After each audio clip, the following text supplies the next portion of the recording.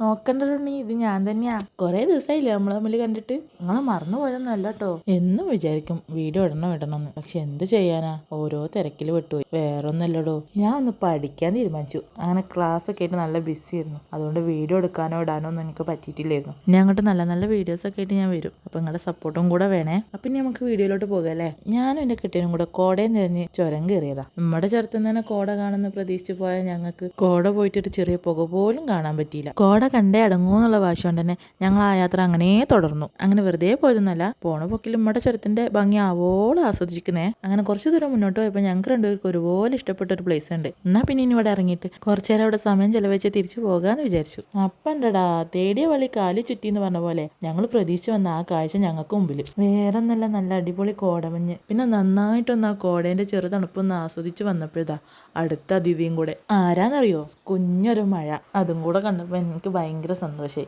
പിന്നെ ഞാൻ അത് നന്നായിട്ടൊന്ന് ആസ്വദിച്ചു. അങ്ങനെ കുറച്ചു നേരം കഴിഞ്ഞപ്പോൾ ആ മഴയും മഞ്ഞും മനസ്സിനും ശരീരത്തിനും ഒരുപോലെ നൽകിയ ആ തണുപ്പ് ആസ്വദിച്ചുകൊണ്ട് ഞങ്ങൾ തിരിച്ച് വീട്ടിലേക്ക് പോകാന്ന് വിചാരിച്ചു. അങ്ങനെ വീട്ടിലേക്ക് തിരിച്ചു പോണ വഴിയിൽ കാറിന്റെ അകത്തൊന്നും AC തണുപ്പും കൂടെ എനിക്ക് താങ്ങാൻ വയ്യാണ്ടായി. അപ്പൊ പിന്നെ ഓരോ ചൂട് ചായയും കുടിച്ച് ഞങ്ങൾ ചുരം ഇറങ്ങി. ഇന്നത്തെ വിശേഷം ഇത്രയൊക്കെ ഉള്ളൂ. അപ്പോൾ കെട്ടാട്ടാ.